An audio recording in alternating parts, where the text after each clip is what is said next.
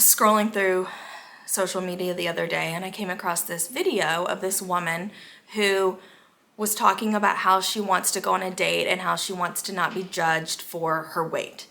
Now, she weighs 550 pounds, which is obviously morbidly obese. It's obviously not healthy. It's not good.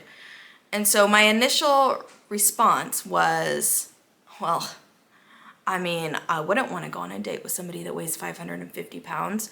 Outside of the fact that I'm a little bit shallow, there's so many other reasons why I wouldn't want to go on a date with somebody that's 550 pounds. But I started watching the video and I immediately was judging the whole situation in my head, right? Like most people would. It's just human nature. But she starts talking about when she was 10 years old, she weighed 200 pounds. And then when she graduated from high school, she weighed 350 pounds. And now she weighs 550 pounds. And then it caught my attention because I have 3 kids and my youngest isn't quite 10, but my kids don't watch what they eat. They don't, exercise for the sake of exercising. They go outside and they do different sports activities and they're not sedentary children for the most part. They live healthy lives. We make healthy food at home. But even times when we've been traveling and they've been eating, bags and bags of Reese's or bags and bags of chips or whatever, just really unhealthy things, they haven't gained weight. And so I'm thinking about this woman as a 10-year-old little girl weighing 200 pounds. That's really hard to imagine and hard to believe that if her body functioned properly, that would happen.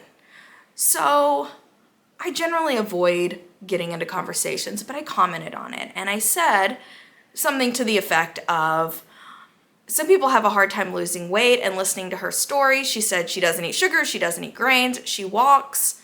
It would be really hard to walk at 550 pounds.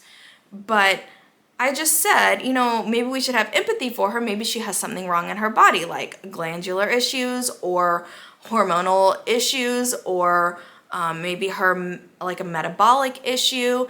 And people just don't like for me to say that. And I've been really bothered by it. And so I've been commenting on these different, like Matt Walsh posted something about it. And I commented on that as well, because it's not always eat less and exercise more.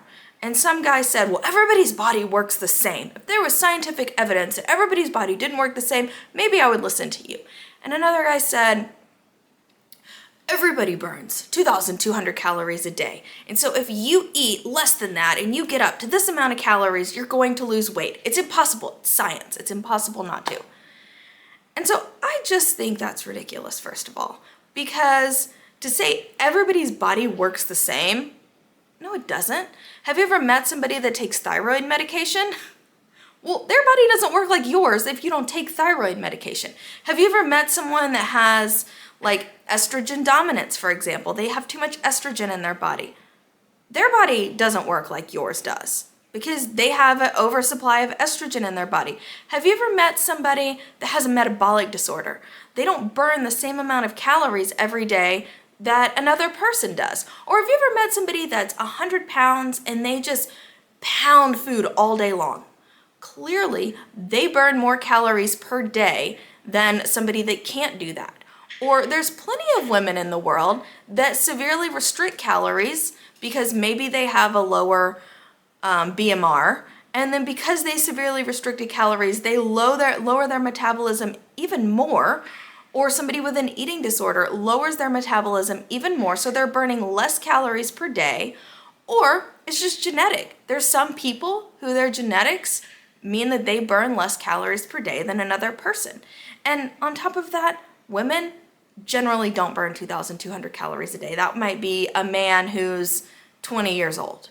We do not all burn the same amount of calories in the same way every day. So that in and of itself tells me that everybody's body doesn't work the same.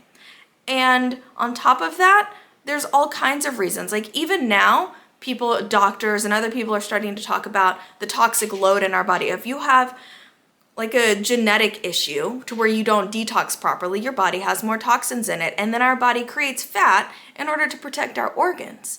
And so this whole idea that people are talking about where if you are overweight, it's because you're lazy and you don't eat properly. It really upsets me because I know that is not always the case. Now, are there people that are lazy? Yeah. Are there fat people that are lazy? Yes. Do they need to eat better?